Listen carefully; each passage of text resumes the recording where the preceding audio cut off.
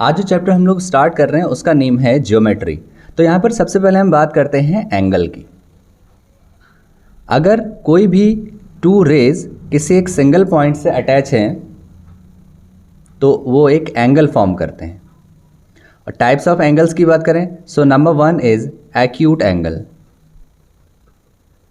If the angle is less than 90, अगर theta की value less than 90 हो और ग्रेटर देन 0 हो, so that angle is known as acute angle. Number second is right angle. Second one is right angle. If the value of the angle is 90 degree, अगर theta की value यहाँ से अगर 90 degree है so that is known as right angle. Number third one is obtuse angle.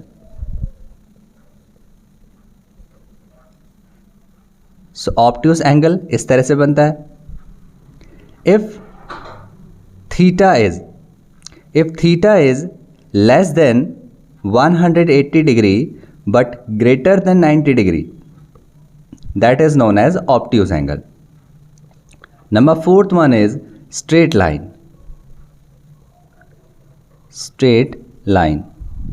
So this is a straight line, and in a straight line the value of theta is 180 degree. Next one is reflex angle. So in a reflex angle the value of theta is, so this is theta, the value of theta is lesser than 360 degree but greater than 180 degree. So this is known as reflex angle. And next one is complete angle.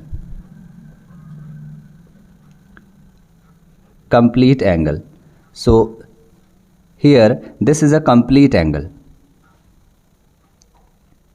If the value of theta is 360 degree, that is known as a complete angle. Next one is complementary angles.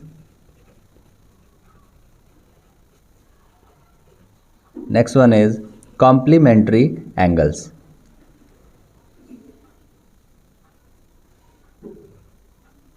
So this is theta 1, this is theta 2. If the sum of the two angles is equals to 90 degree, so these are known as complementary angles. Next one is supplementary angles. Next one is supplementary angles. If the sum of two angles, so this is theta 1, this is theta 2. If the sum of angles is equals to 180 degree, so these angles are known as supplementary angles. Next one is adjacent angles.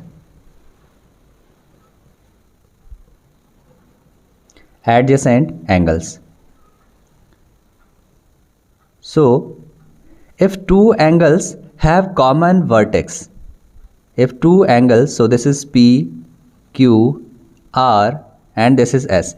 If two angles have common vertex, known as adjacent angles. Next one, angle bisector. Next one is angle bisector. So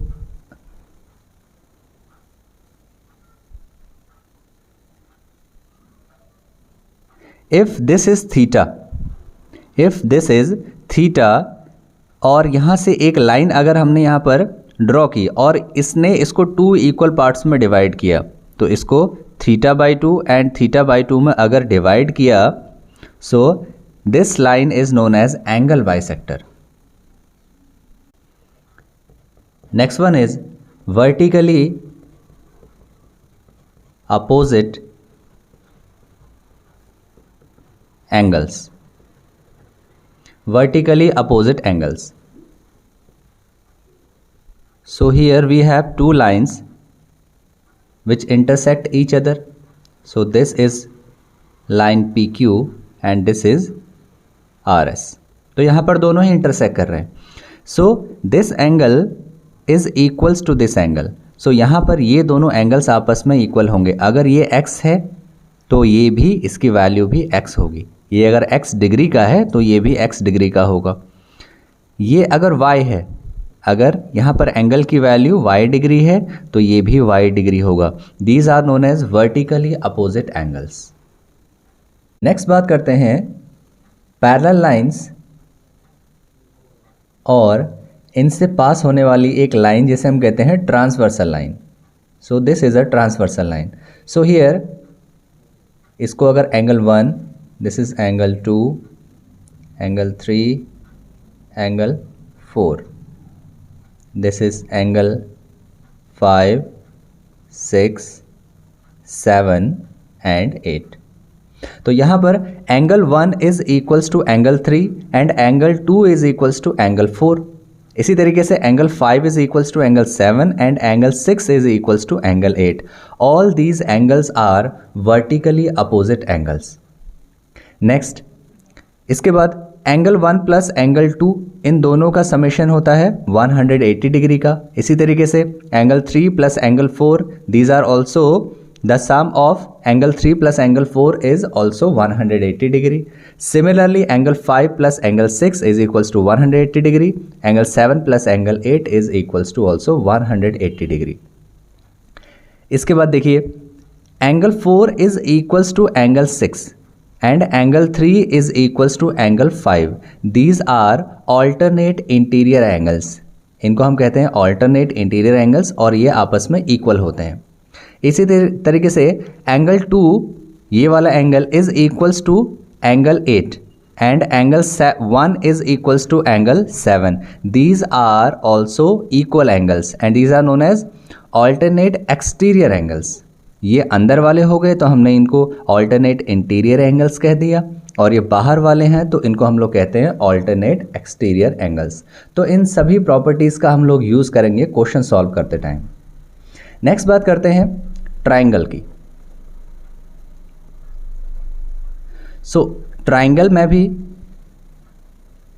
the sum of all the angles, if this is A B and C, angle A plus angle B plus angle C is equals to 180 degree. सभी angles का sum 180 degree होता है। अब अगर types of triangles की अगर हम बात करें, types of triangle. So number 1 is scalene triangle. Number 2 isosceles triangle, and number 3 is equilateral triangle. Equilateral triangle. Scalene में if all the sides of a triangle are unequal, अगर तीनों sides अगर equal नहीं है तो उसको हम कहते हैं scalene triangle. Isosceles, if any two sides of the triangle are equal then these are known as isosceles triangle. If all the sides of a triangle are equal then that triangle is known as equilateral triangle. Next बात करते हैं congruency of triangles की। Congruency of triangles, अगर हमारे पास कोई से भी दो ट्राइंगल अगर गिवन है, for example this is triangle A B C and another triangle P Q R, तो अगर हम लोग इन दोनों ट्राइंगल्स को कॉन्ग्रुएंट प्रूफ कर देते हैं तो इनके सभी जो करस्पॉन्डिंग साइड्स हैं वो इक्वल होंगे। That means A B equal हो जाएगा पी क्यू के, बी सी इक्वल हो जाएगा क्यू आर के एंड ए सी इक्वल हो जाएगा पी आर के। और जितने भी एंगल्स हैं corresponding angles, angle A equal होगा एंगल पी के, एंगल बी इक्वल होगा एंगल क्यू के एंड एंगल सी इक्वल हो जाएगा एंगल आर के। और इसी तरीके से इन दोनों का एरिया भी बिल्कुल इक्वल होगा। दैट मीन्स ये बिल्कुल एग्जैक्ट एरिया में भी, साइड्स में भी और एंगल्स में भी एक दूसरे के इक्वल होंगे। अब इनको कॉन्ग्रुएंट प्रूफ करने के लिए कुछ क्राइटेरिया है। Number first is triple S criteria. So triple S में अगर तीनों साइड्स अगर आपस में इक्वल हों तो हम लोग कह सकते हैं कि दोनों ही ट्राइंगल्स कॉन्ग्रुएंट हैं। नंबर सेकंड, अगर साइड एंगल साइड, एक साइड और एक एंगल और उसके बाद एक और साइड, दोनों ट्राइंगल्स का, ये दोनों ट्राइंगल्स में A B equals to P Q, angle B equals to angle Q and B C is equals to Q R, अगर ऐसा होता है that means that criteria is known as SAS criteria. तो उसे हम कहते हैं SAS, side angle side criteria. Number third one is ASA criteria, angle side angle. तो यहाँ पर अगर कोई से भी दो angle, for example angle A equal होता है एंगल P के, AB साइड इक्वल होता है PQ के और एंगल B इक्वल होता है एंगल Q के, तो वहाँ पर एंगल साइड एंगल क्राइटेरिया लगता है। इसके बाद एक और क्राइटेरिया होता है दैट इज RHS क्राइटेरिया। ये तब लगता है जब दो राइट एंगल ट्राइंगल को हम अगर कॉन्ग्रुएंट प्रूव करना चाहें तब। अगर एक ट्राइंगल का, फॉर एग्जांपल यहाँ पर एक ट्राइंगल लेते हैं, this is ABC and another right angle triangle PQR।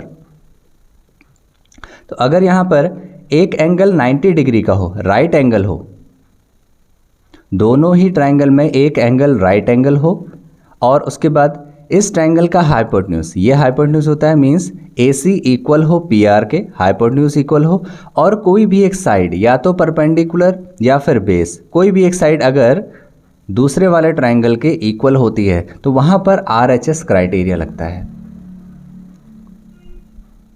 वे किसी भी एक क्राइटेरिया को फॉलो करते हुए अगर कोई ट्राइंगल कॉन्ग्रुएंट हो जाता है तो उसको हम इस तरह से लिखते हैं, ABC is congruent to triangle PQR. Please like, share and subscribe to my channel.